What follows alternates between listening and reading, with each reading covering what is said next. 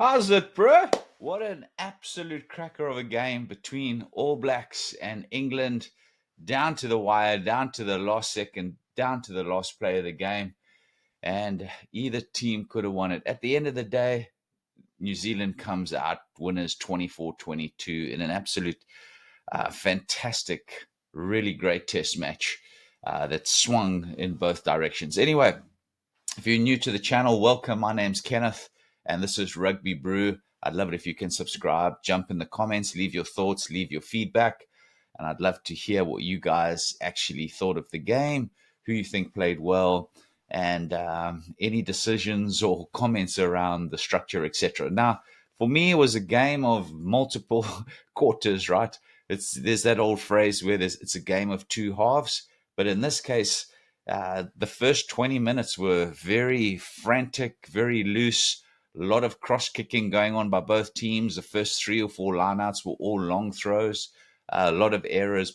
Both teams are trying to settle in, and New Zealand obviously trying to get that fast start, as were England trying to get that fast start. So, you felt like, hey, just a cross kick here, mistiming of a jump or something, everything could open up. And then it was all for Mark Talia, who is just this really, how do you describe him? Incredible strength, but he's got this, you don't expect him to do much, but he's able to make something out of nothing. And it's not typically by some brilliant sidestep that's going to turn you inside out like a Marcus Smith or, Cheslin Colby or something like that, right? But he's got the speed and strength and incredible acceleration that we saw a few seasons ago in Super Rugby, and then he burst into the scene on the international level, right? And he had a bit of a dip this season and the end of last season, but definitely, for me, is one of my favorite All Black players. Him and Caleb Clark on the wings are absolutely devastating. Ellis Genge gave him an inch of space and he took it, right? And Ellis Genge is no slouch for a forward. And funnily enough, Ellis Genge got put into 2 defensive positions, unfortunately, where the All Blacks capitalized on that, right? So, I actually thought in that first quarter, second quarter, I actually thought England were much more dominant at the collision. They were getting across the advantage line much easier. I thought New Zealand were getting hit back, and I actually thought those tries were almost against the flow of the game, against the order of play, if you will. And I was sitting there, I was thinking, what has happened to New Zealand rugby? They got no structure in their backline, in their attack, right? Because New Zealand's known for catch, pass, catch, pass, catch, pass. Always a man being there, multiple passes, phase after phase, using the full width of the field. But what we've been seeing under Scott Robinson is so much kicking. And to me, it was almost getting frustrating at one stage. And I saw, Geordie Barrett took the ball. I can't remember the English player who kicked it to him. He caught it, ran right up to almost the halfway line. And he had acres of space. He had acres of space to the right. Well, he didn't have acres of space in front of him, but he wasn't being threatened by a defender at that stage. So he could have carried on running, or he could have done the typical New Zealand unstructured, non-phase, just open up carved defenses by passing it across the field. He had all that space, and what did he do? He put it up and under, kicks too long. And I was thinking, this is just summing up New Zealand. They're relying on guys like Mark Talia, etc., to open everything up, right? But from there, what happens? New Zealand get the ball back eventually from that mark, go a couple of phases wide. And we saw this with Argentina in the Rugby Championship, how they actually beat the Springbok rush defense. England have deployed that very well. They did it very well in New Zealand, and they were doing it very well here. They were catching New Zealand behind the advantage line, forcing a lot of mistakes, and then New Zealand really worked that try of Will Jordan spectacularly well, because what they did is they weren't quite on halfway and they weren't all the way across the field, but they had probably had about 20 odd meters on the blind side, and they all lined up on the right hand side. England formed their defense, and they left. They had the fullback, a little bit deep, and I believe they had Fire Wasaba on the outside, and they had Ellis Genge on the inside. And I don't know why they left that blind side so open. And Bowden Barrett saw that, switched the play. So everybody thought he was going right. He switched the play at the last minute. That's what Argentina did to South Africa and scored all those tries in Argentina, and were doing the same to us in South Africa to keep themselves in the game. In Argentina, they actually beat us. That's a great way to break open the rush defense and make it unstructured. And he went around the corner and then beautifully dragged Ellis Genge, and then that inside ball to Will Jordan. And that's where Will Jordan is so good. And this time he didn't have to drift off a wing or from fullback. He was static. It was him and Caleb Clark on the outside of him. And then he had that option because of Bowden drifting, pulling Genge to the touchline and a pop inside ball. We saw it in the World Cup against Ireland. Will Jordan has scored multiple tries against the box like that. We've seen him in the World Cup against Argentina. That's his bread and butter. And once that kid gets a gap, he is gone.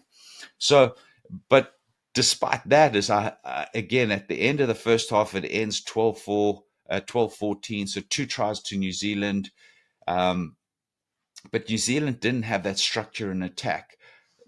England were having the dominance at scrum, getting the penalties. And like I said, they were getting across the advantage line. They were getting across the gain line. They were more dominant in their tackles. And what a friggin' hit by Cunningham South on Vai, right? And Vai had a phenomenal series, like I said, and season this year.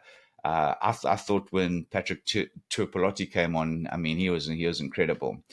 And to me, the English players in the first half that really stood out was Cunningham Smith. I mean, what a guy, what a player that guy is. He's big, he's strong, he's all over the place. And Faya Wabaso, what an absolute player that kid is. And I got some stats on him. I thought Smith was doing well. I thought the English scrum was doing very well. And for the All Blacks, of course, Mark Telea, Will Jordan, Satiti, and Surveyor in the first half. And then we start the second half. So at one stage in that first half, New Zealand were 8 points ahead, 14-6. England did well, clawed back. A couple of penalties there taken off the ball, 3 in a row, which New Zealand conceded. And then in the 44th minute, England cracked open a phenomenal try, an absolute brilliant try. New Zealand were attacking, thought they were going to score a try. Smith beautifully intercepted the pass from Cortez Ratimer and opened up, and he's got a lot of pace. Jordan was catching him, but instead of releasing that ball straight away, he just did that little delay, which I believe Furman got it, and then Atufeo Wabaso, and scored an absolute scorcher of a counter-attack try. Absolutely beautiful. And that's where you think, hey, England are going to be on the ascendancy here now. 19-14 after 44 minutes. They got some daylight between them now. 5-point lead. And then not long after that, 15 minutes, 16 minutes after that, they get a penalty which Marcus Smith converts, taking them to 22-14. And now they're 8 points ahead. And you think, okay, you've got 20 minutes left. 20 minutes is not, the last quarter has not been the All Blacks' strong point this season. And in the Rugby Championship, they didn't score any points in that last 20 minutes. So in that last quarter. And remember what I'd said in my prediction of this game. I actually thought New Zealand had the upper hand in the bench in terms of Leonard Brown, McKenzie, and Cam Roygard. And I said, I actually think that England's bench in the forwards has the advantage, and that will probably count more with Finn Baxter and Theo Dan, those type of guys coming on. And I thought they would have the bigger impact because of New Zealand's forward replacements and because of they haven't been able to close out in that final quarter. But I was actually wrong. I mean, New Zealand lost Cody Taylor in the beginning of the game, and that was a massive loss to the way that they play. The thing about New Zealand, in terms of, and they're still not quite there, but they still pull off this win, right? Like I said, the catch and pass. But New Zealand creates these players like Ardie Surveyor that can step, extremely powerful with the ball, but they can step in close ranges. If the forwards I'm talking about. And Cody Taylor's one of those guys. which is very similar to this Wallace Satiti. And what a player that guy is. Man, just absolutely explosive, but he's quick, but he can do these little steps, step into space very, very quickly. And Ben Earl on the English team is a similar kind of player, right? You know, that stocky build, that power, explosive, but he does those, that he can step you in a phone booth, right? And so that's a big loss for New Zealand, because they rely on those guys to fracture the defense and break open space. And when you can break open space, is then their finishes come on. But in terms of their structure, I think they're lacking right now in terms of that center partnership. There isn't much creativity there. But having said that, is they start working themselves back into this game, and they actually become dominant in the second half. Their forwards start becoming dominant. Cunningham South starts running out of steam. England stop getting that momentum over the gain line. They do towards the end, the last like 9 or 10 minutes. But New Zealand started getting that upper hand. And I must give props to the replacement hooker, which he didn't have a great rugby championship. Amua. I mean, he stepped up and had probably one of his best games, and so did Tuanga Fassi.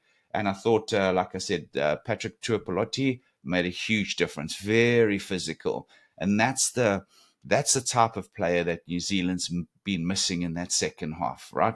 Anton Lienert-Brown had a good cameo. I mean, involved in everything, couple of yellow cards, and so he didn't see out the end of the game.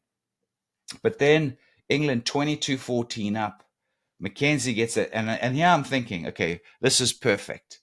My prediction being 25-21 to England is what's going to happen. All Blacks are going to score a try. It's going to be 21. England are going to get a penalty. It's going to be bang on. Then they have to New Zealand get a penalty, mess up my prediction, and it's 22-17. I think, oh my gosh, this is going to be a nail biter. But again, I actually thought England would close it out. But I was worried about this scrum was starting to take a bit of strain there. Finn Baxter, he was getting squeezed, right? So what is it? The 75th minute, Mark Talia gets the ball, and I see George Ford, and I see a couple of defenders, and I said he's going to score a try. I said it out loud. Here comes a try, because you've seen this story with this guy, and what happens? Ford just holds back a little bit to try to give him that space to say, okay, attack on the outside of me, because then I can hit you from the side instead of you coming straight at me. And that little bit of space is all that guy needs. He's almost impossible to bring down sometimes. And it's the same as Wallace Satiti. I don't know, they got a very, very strong base. Same as Ben Earl, that kind of player. Artie Surveyor, the same thing. Very difficult to bring down. They're not these big monsters of men, but they're very difficult to bring down. They're strong. And sure as heck, what a finish. And then Mackenzie absolutely nails that. 22-all. Mackenzie nails that sideline conversion. 24-22. Still got a few minutes left. England go on a bit of a rampage. They get the penalty. They get 2 penalties there because of Anton Lienert-Brown. That crack at goal comes off the post. I actually thought he'd finish it. That's where they needed a Andre Pollard. I actually thought he would get it because, he's, like I said, he's the guy that can close out games really well and step up to the big occasion.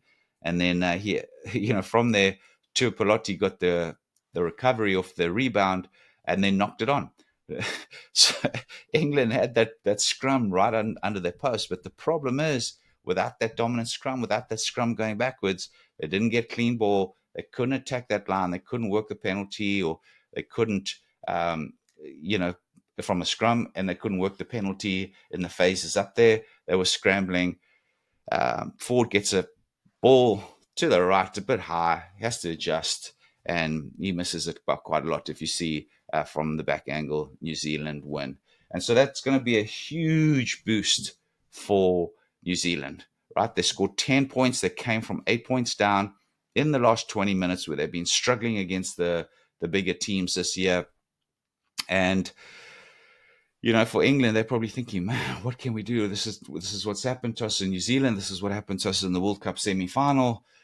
What do we have to do here? And they did enough to win that game. Both teams did enough to win that game. And it's one of those games where it's unfair, right, to see a loser, because both teams could have won it.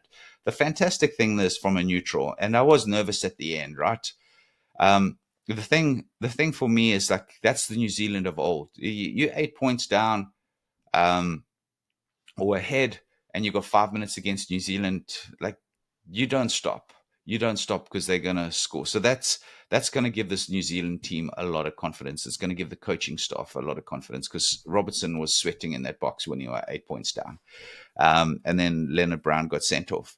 But the fantastic thing about this game is that the top teams, the rugby's in a wonderful place right now, is that if you think about it, Ireland, France, England, Scotland, South Africa, New Zealand, those six teams, I would say any one of them can win on against each other. Scotland may be on the lower end of probability, right? So those top five teams, so it's great because rugby's been in the cycle for too long where there's like two top teams. And I just think, I mean, if we look here now, another game between these two teams, the winning margin is 2. The average winning margin over the last 10 years is 3.1 points for New Zealand. So over the last 10 years now, New Zealand have played and England have played each other 10 times. New Zealand have won 8. So they're winning the close games. They're able to win the close games. The last time England beat New Zealand was in Yokohama 2019. Had the draw Twickenham last time out. But New Zealand now over the last 10 years have an 80% winning margin against England. And this year they have a 100% winning margin. So they've beaten them twice at home, beaten them once at home. And, you know, all three of those test matches could have gone to England, but they didn't, right? So let's just run through some stats. The thing that surprised me again, like I say, right, is New Zealand were able to recover after England, I thought, were physically superior in the first half, especially the forwards. I just didn't think that the English team had the creativity in the back line, and went for a couple of drop goals. Smith was that nowhere near with those drop goals, so I would have liked to see him attacking. Should they have pulled them off? It's always hindsight's a wonderful thing, right? But should they have kept him on with that attacking threat, like New Zealand did? I thought Mackenzie made a big difference when he came on too. But so in terms of possession, New Zealand had 56% of the possession. That's pretty unusual against a team like England at Twickenham. And so England will be wanting to think about that because remember what I said before this game, like Borthwick's one of these guys. It's all about the fundamentals. And so it's going to be interesting to see with these changes that this guy's had in his coaching team, how this team progresses now.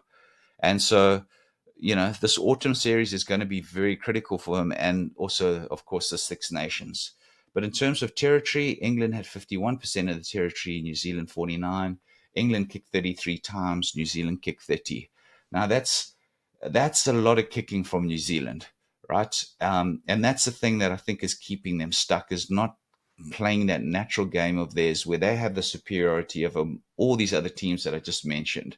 Is that skill set of guys like Surveyor, Talia, Will Jordan, Caleb Clark, Damian McKenzie, Wallace Satiti, Cody Taylor. These guys are threats across the whole park, and that's the ability that they have, and they can punish you from anywhere. But I just don't think that they're utilizing that right now.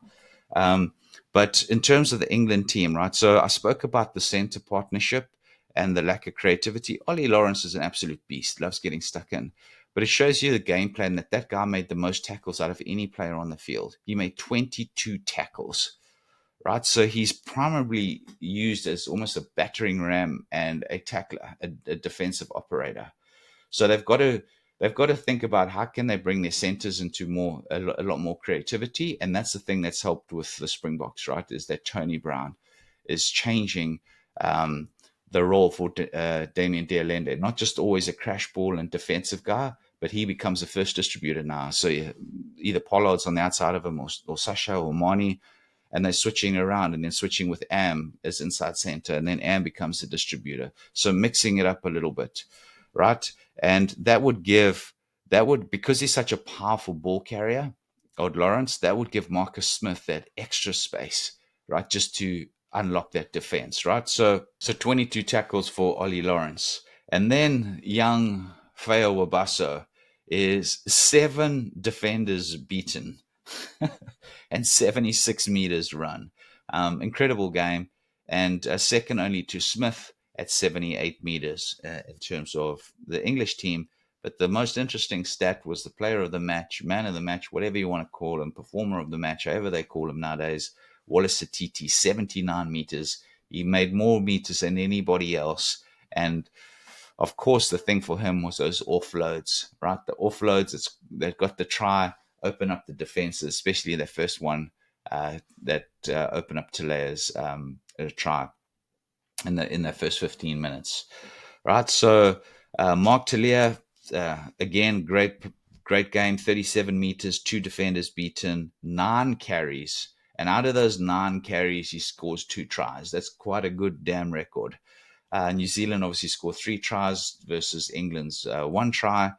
And then in terms of some of the other stats, meters made by New Zealand, 492 meters versus 371 for England. And so that's the big difference too, right? So in the rugby championship, New Zealand wasn't dominating in the meters carried. In fact, they got dominated by South Africa again, which is unusual. So this is where England has to evolve, right? It's number one, the fundamentals in terms of that possession, getting that possession, because you have the forwards, you have the big strong boys in there. To get those forwards, play that basic game, but also change your attacking so that you can actually have more attack meters, right? So that's the big difference there. And then New Zealand, 24 defenders beaten versus 15. New Zealand, 208 passes versus 100. Now I'm going to put my neck out, and I don't have the exact stats by half, but New Zealand weren't playing that passing game in that first half, right? They were struggling. So that started happening in the second half, and that's when they started getting runners like Tuipolotti and that coming through, right? So the second half was the big thing for New Zealand to be able to come from that 8 points down. But the other thing about New Zealand, 14 offloads versus 4 for England. Again, just a difference in that game. So when they're making those breaks, they're getting in that offload. And I was watching a All Blacks documentary, like, whatever. Hey, here's us training in Japan this week kind of thing. And I saw Razor speaking to the team actually before the guys came to England. And he was saying, right, they were talking about offloads. We're going to earn the offload. This is how we're going to do the offloads. And that came through that game big time, of how they'd been thinking about that, how it's a key component of that game to keep themselves unstructured and to keep the momentum between the backs and the forwards just carry on going. And that's what New Zealand's always been known for, right? So they're trying to get back to that off the back of their fundamentals and the strong forward pack, which definitely like I said, with Tui Pelota is definitely helping. And again, I spoke about the kicks, but 30 kicks by New Zealand and 33 by England. So an absolute cracker of a game. England had their opportunity, so it might seem like my stats are a little bit critical of England. Actually, they're not. They had the chance to win it, I think, but it's not something, hey, England, you blew that. It's New Zealand did really well to fight back, and a lot of that came from their forward pack, a lot of that came from their scrum, a lot of that came from their replacements, where actually I thought the English replacements in the forward pack would hold the edge from what I'd seen from that All Black pack this year. So All Blacks have worked on that weakness and fixed it.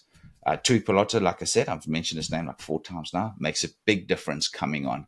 That physicality where they never had that.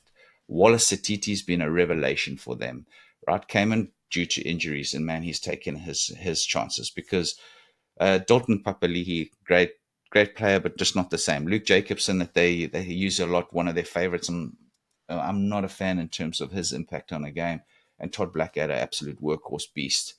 So, but then they got, and this is very similar between New Zealand and England. They had Curry and Campaign, both the Currys and Kane, just getting your head stuck in, you putting the dirty work, you're going to do the turnovers, and they could burn it all. And Cunningham South, ball carrying, wreaking havoc, same as Surveyor and Satiti. So, yeah, it's not a criticism of both teams, just an observation. I think New Zealand needs to work on their attacking structure, and when they do, they're going to be back to their absolute best because they're getting those fundamentals right. England are doing so much good stuff, but they're going to have to work on some of their fundamentals. But having said that, right, is that this is their first game back after a break when New Zealand's been at it, for what, 7 games since that English series, 6 or 7 games since that English series. So they've had time to develop where England hasn't since that series. So England are going to only get better and better, and that's why I wanted them to bloody win. So it's easier for the game against South Africa in a couple of weeks, right? So England next week against Australia, that's going to be awesome, and New Zealand versus Ireland, which is going to be phenomenal. And then the Box versus Scotland on the Sunday. So we've got Friday, Saturday, Sunday. And then England in the Box 2 weeks' time, and then New Zealand and France. So fantastic few weekends ahead, and fantastic game today. So props to both teams. And what about that haka?